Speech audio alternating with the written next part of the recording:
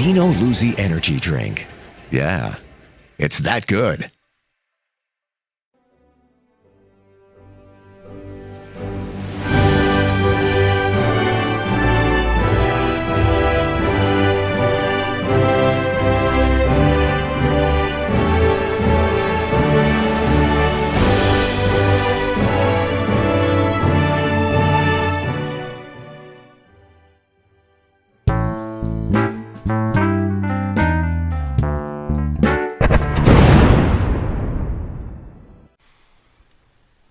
The Monte and the Pharaoh Show is brought to you by...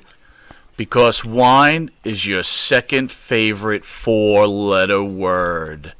California wine, New York attitude. Good fucking wine. Yeah.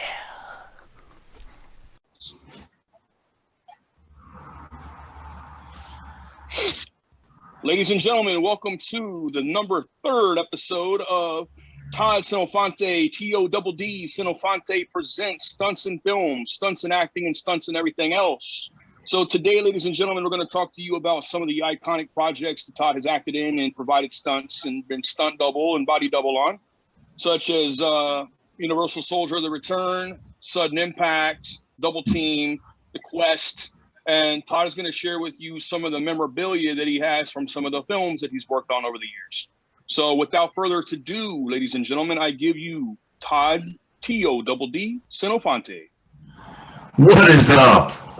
So yeah, a lot of movie producers and directors, they want you to have a great memory of the project you work on. So a lot of the crew members do come up with their own memorabilia, like T-shirts and jackets and hats and whatever.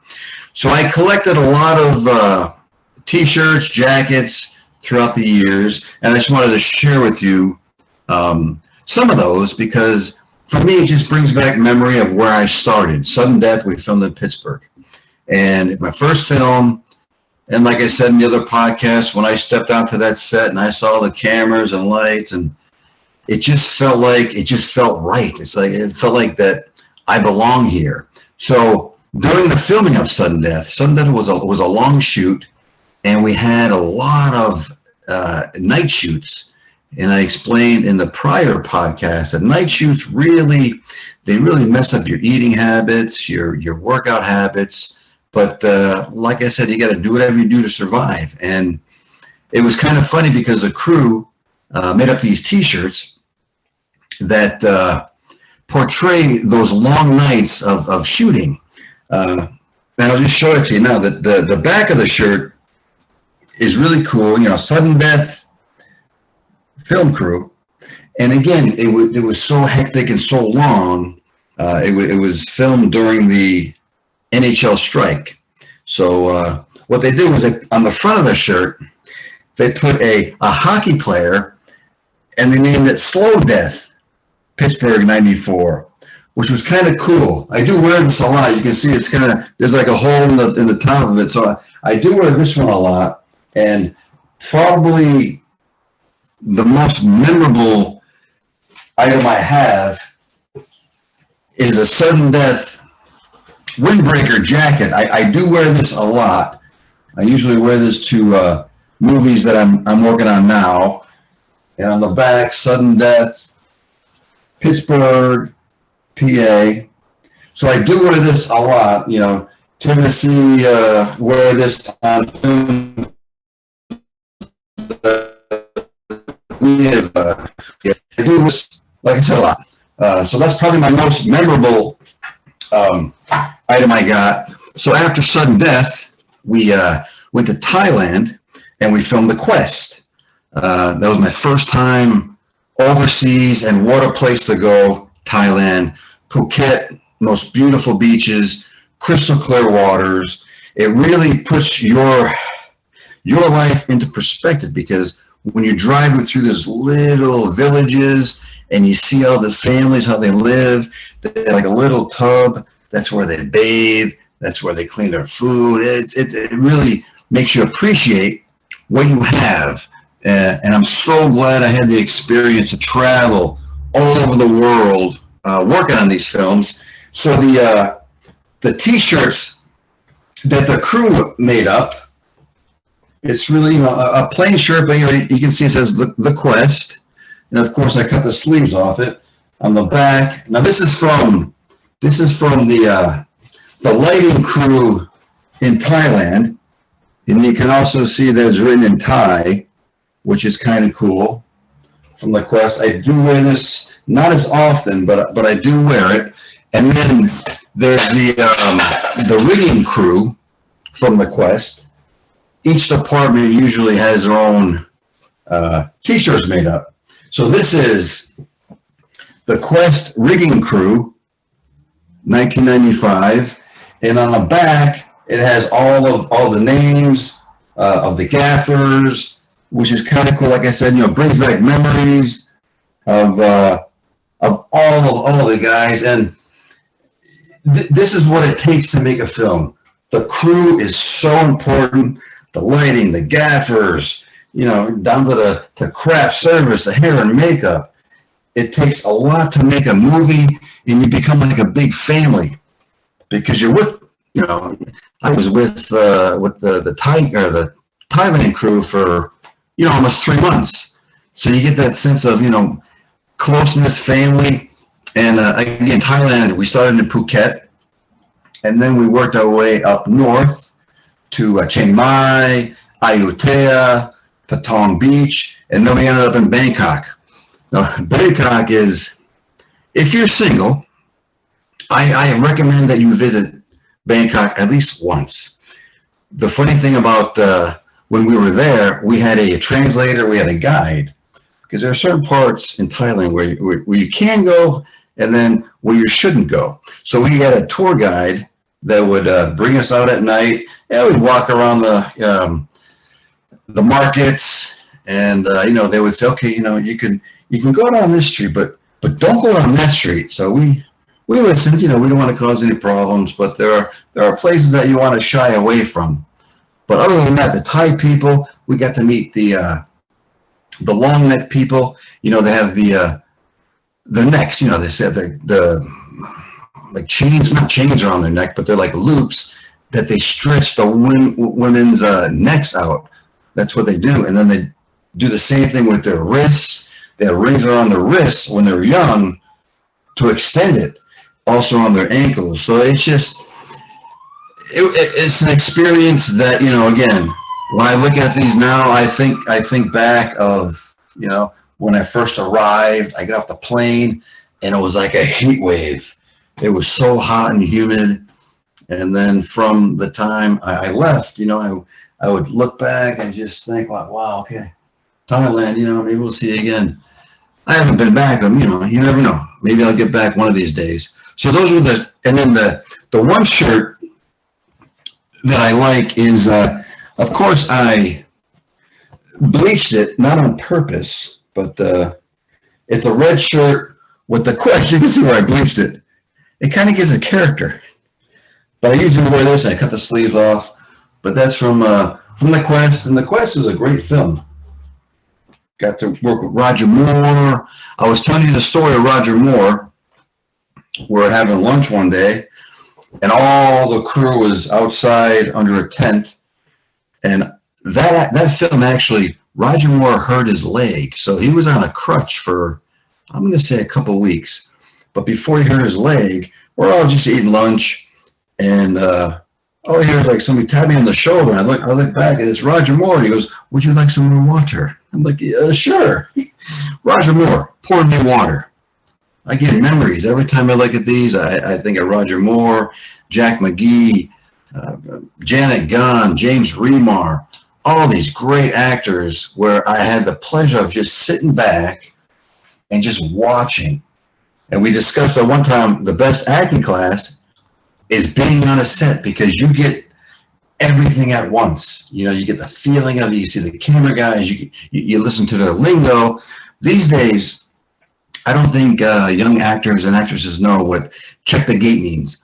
And just hearing that every day, check the gate, those that don't know what that is, when you actually do a scene, before you go further, the camera guys got to get a little flashlight and look in the lens and make sure the lens is clean. So if you see like a little hair, it's okay, there's a hair on the lens, we got to go again. Otherwise, if everything is good, they'll say, gate is good, moving on. Again, little things like that to just bring back, memories of all the crew, all the cast, the locations. So after the quest, so Maximum Risk, we filmed in Nice, France, New York, and Toronto. That was with Natasha Henstridge, great actress, beautiful actress, really nice girl, very professional. We got along good, we'd kid around, during takes. But before we ended, they came over and I got one of these. It's like another like windbreaker zip up, from Columbia Pictures, and then on the back, Maximum Risk, Nice, France, Toronto, and New York are the locations. It's a windbreaker, once in a while, but again, it's in great shape. I don't really use this a lot because I want to preserve it. I should have it like put in like a case and frame it.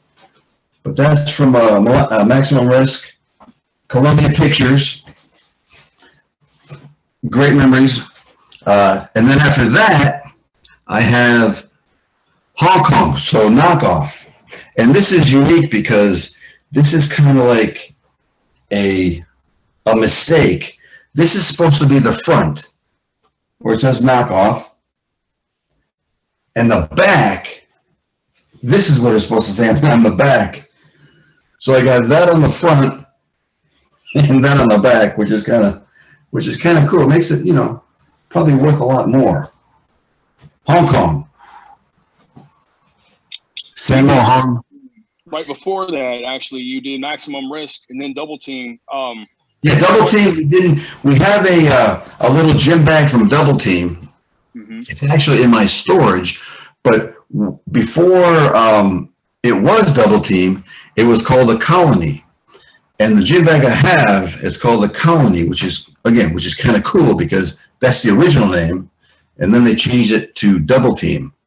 And like I said, Double Team was the infamous tiger scene, which I still, look behind me, make sure there's no tigers coming after me.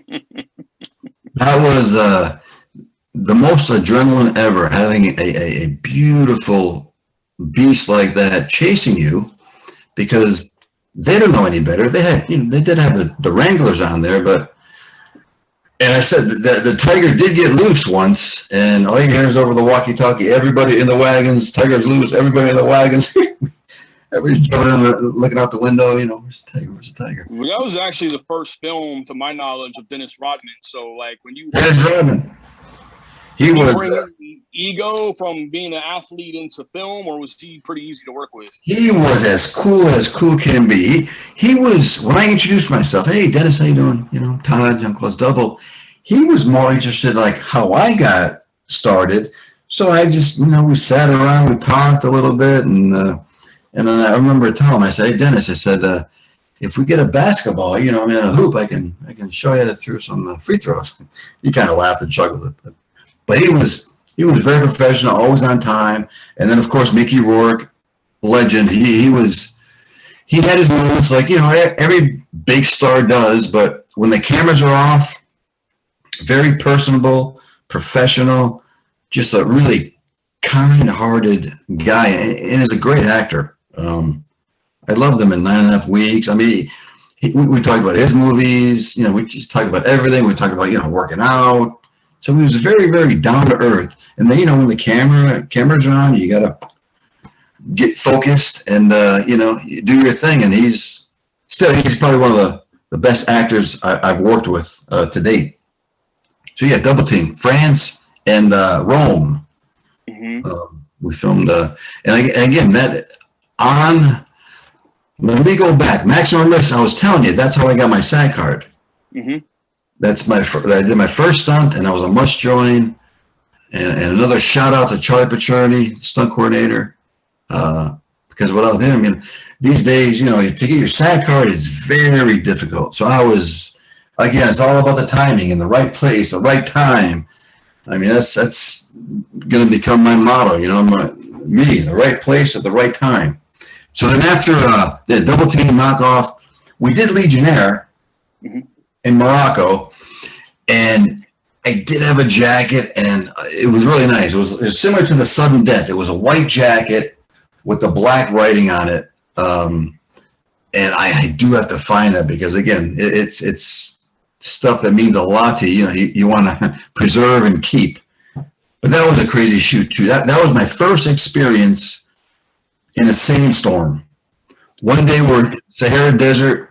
You look straight ahead, crystal clear blue skies, and then you turn around, the darkest cloud ever.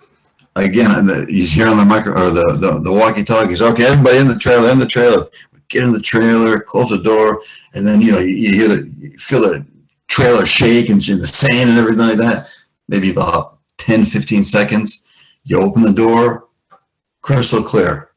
That was a hot shoot too. In the Sahara Desert, there's really no shade when you're away from your honey wagons. Actually, on the set, you're just in the sand. You got to find shade, which was scarce over there.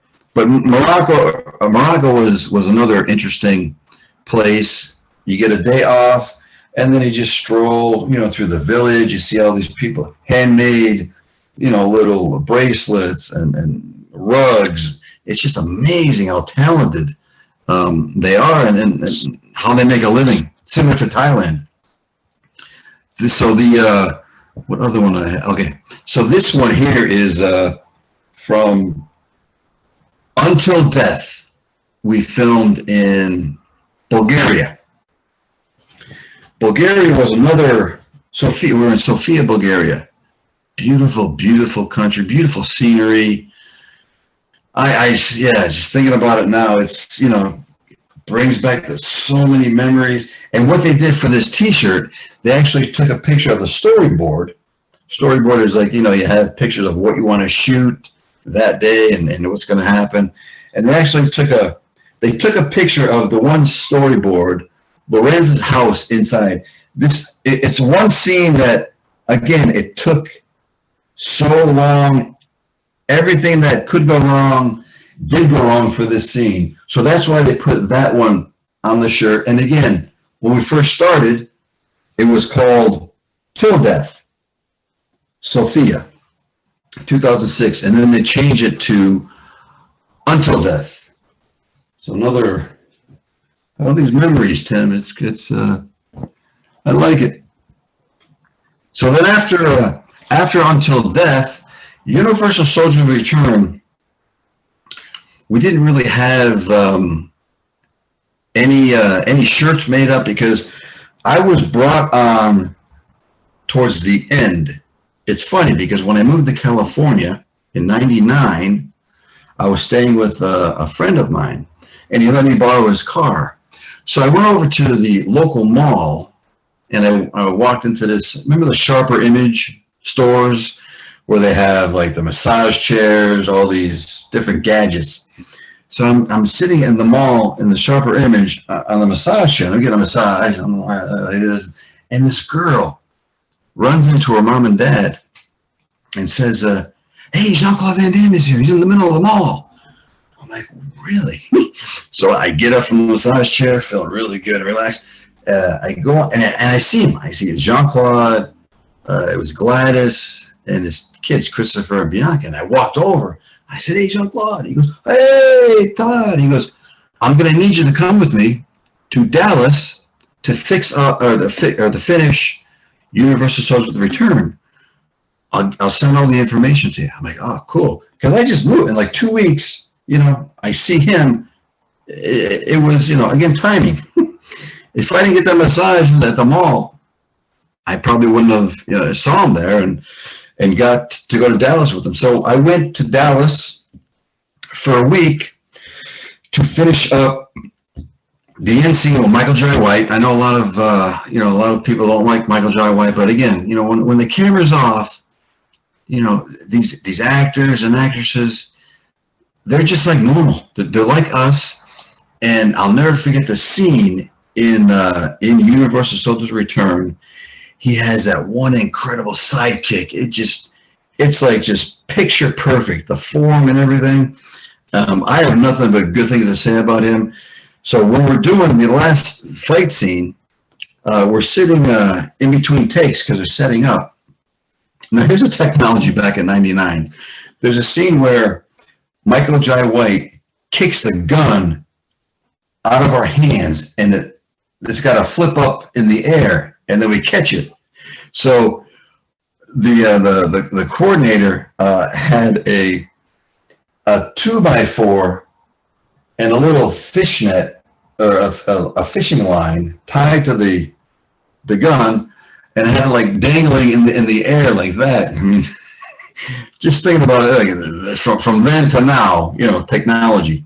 But we cracked up, and I remember I turned to Mike. I said, "Mike, we could have did that," and we just started laughing. It was great. Goldberg. I was talking about meeting Goldberg. He's like a big teddy bear. Really nice guy. Very smart too. And I told him, I said, "Hey, Bill," I said, "I don't want you to get upset with me, but Sting is my favorite wrestler." He goes, "Steve is a great guy." He goes, "I'll tell him." I said, Cool.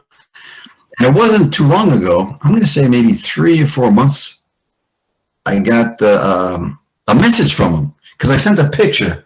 There's a picture we took in the makeup trailer where he's choking me. And I sent that picture to him, and his response was, "Wow, brother, long time ago." So we kind of like, it's like hit and miss with him. I know he's really busy. But yeah, let's keep in touch. So it'd be cool to hear from him again.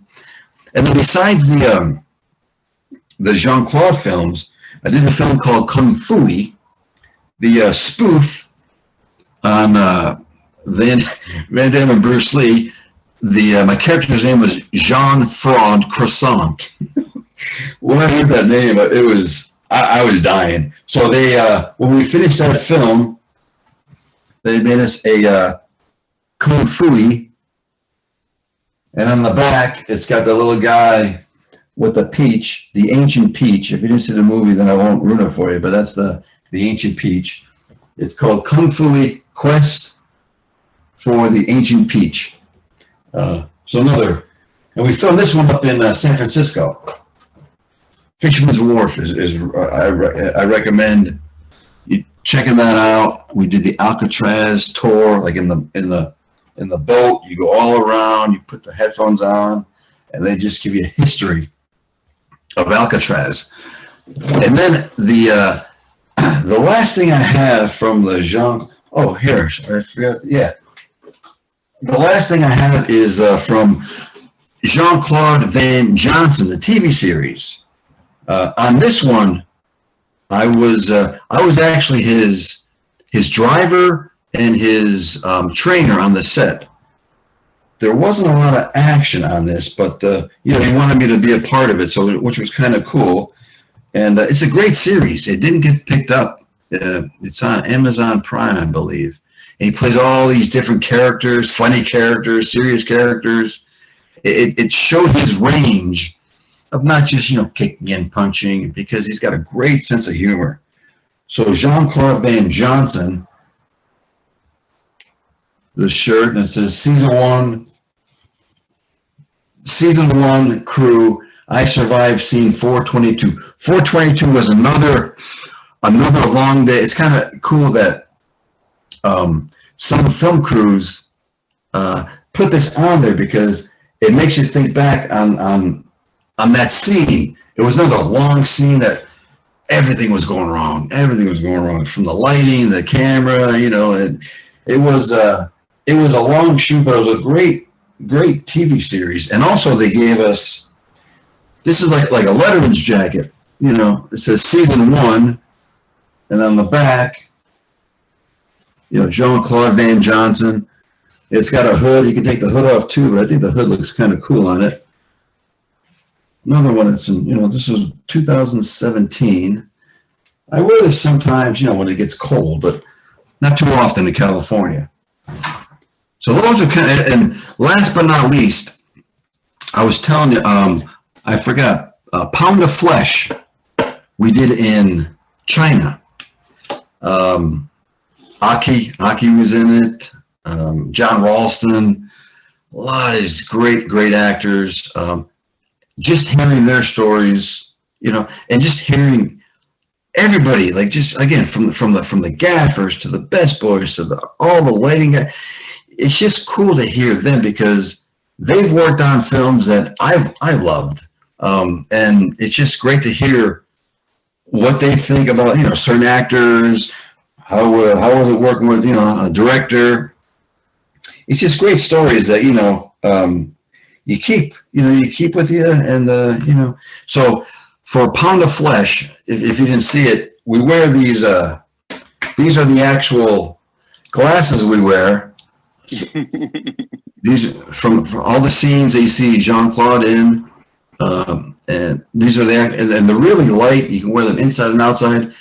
And I do wear glasses inside a lot because I had that LASIK surgery, and that's why I wear these a lot because I can wear these indoors and outdoors because the glare sometimes affects my eyes. But these are actual glasses from Pound of Flesh. We filmed in China, so a lot of great memories with the memorabilia. And I actually asked about Powers Booth because he's one of my favorite character actors. So any memories or stories of Powers Booth working with him on the set of Sudden Death? Powers Booth was a very, man, he was, because he's playing like a terrorist, so he was so focused in that character. I really didn't, I would go over and say hi to him, but I wouldn't chit chat with him. But again, professional, on time, and again, you sit back and you watch and you learn. I mean, that's how I learned. Being on the set, watching the actors. When I first started watching, the stunt guys, and talking to the stunt coordinators. Oh, how do you do that? Oh, is that how you did that? Just soaking up all that knowledge. For me to move forward. So all the films you've done stunts on, stunt doubling, acting, what do you prefer now and where you are in your career? Do you prefer acting or stunts? Like, what's your first preference? Right now, I like being in front of the camera, but I'm not going to turn down any job for doing stunts because stunts is it's like a big adrenaline rush. And if you think too much, you're going to get hurt. You just got to just go forward, give it 100%. But like I said, if you came to me right now and said, Todd, I got this big martial arts film, and then I got this action, dramatic, romantic comedy script. Right now where I am, I would choose the latter. If I had a choice, of course, I would go whatever, project was presented to me. But if I had a choice, that's what I think because, all the martial art films, everything's been done, but acting, it just gives you, that range, to do the action. But then, to deliver a monologue, show the funny side, the romantic side, that's what I would do right now. So that's where I am. So out of all the projects you've done, do you feel like you've had an opportunity thus far to really showcase your acting skills? Or do you think that opportunity is not yet presented itself to you? Well, I think every actor, feels that, they want to do better. I feel right now, The Rideshare Killer was my biggest role to date, and it's a great film. So that's where I think I can always get better, because you don't want to stay in neutral. You want to move forward. I mean, it was a great role, but when I finish it, you always think, I could have done that better. But what can you do? It's finished, and you move on. So what are the things you liked about that film? Because you actually had the opportunity to do stunts and acting on that film, and you played the killer. And I would say this, and a lot of people may not know, but throughout horror movie history, a lot of times the production company will hire the actor to play the killer, and then they'll hire somebody else to do the stunts for the killer in the movie. But you actually played the killer and did all your own stunts. So how was that experience doing that? Well, this part was, for me, it was more dialogue than that. The only action in it was at the very end when, when I block the sword. So that was pretty much, and then I get, when I grab the girl and then I get hit in the stomach and the foot and then the groin and I fall on the ground. But I did that a few times, but it wasn't as strenuous at all. I was more focused on delivering my lines, staying in character, and working with Tuesday Night. We had such a great chemistry on that film. Unfortunately, I didn't get a chance to work with Eric, but I did, a few months ago on a film. But Eric is, for me, okay. Everybody knows who Eric Roberts is. For him to work as much as he does, he doesn't need to be, the star of the show. For me, it's just, that's passion. He can work on a movie for half a day and just, give a line. He's got like over 680 credits or something like that. That's dedication right there. A lot of respect for him, and hopefully, in the near future, we'll get to do, something together. More on screen time with him. But you never know. 1000%. So, I mean, I know obviously Jean-Claude Van Damme was a huge influence to you to get into the business because you followed his career. But are there any actors that you would consider to be influential to you as far as your acting career? I'm a big fan of Michael Caine. I think Michael Caine is one of the greatest actors. I actually have his book I got back in 1994, Acting in Film. Mm-hmm. And to this day, I still read it. When I go to a movie set, I actually have it with me in my bag. Just a little details that can make you a better actor. Like, just for one instance, he has a chapter in the book about blinking. And he says, everybody sees the eyes. The eyes tell everything. They tell the whole story.